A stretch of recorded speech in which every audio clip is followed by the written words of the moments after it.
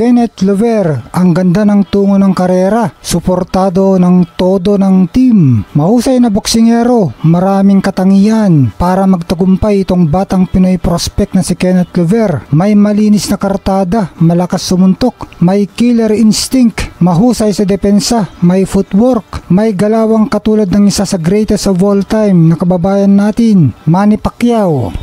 At may karisma din itong si Kenneth Lover.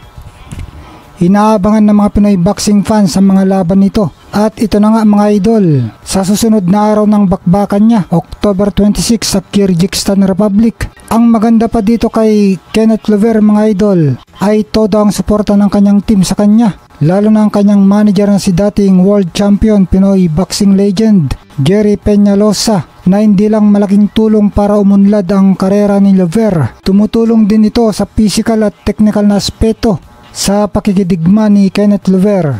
Kilala itong si Peñalosa na isa sa may mahusay na technical skills sa boxing, hindi lang sa Pilipinas maging sa international rin. Yung counter-attack at depensa niya ay mataas ang level. At dito nga sa video ito mga idol ay talagang suportado ni Peñalosa itong hawak niya si Lover. Tinuturuan niya dito sa video ito ng counter-attack sa katawan ng kanyang kalaban. Pero si Dano, nagkasalubong ito. Ano? Oh? Dito ka? Pag ano? Ma'am, pero pag nag-aslit, sit ka? Ma'am, mag-sit ka. Pag nag-sit ka, nag-open ka. Yun ang buko. Ma'am,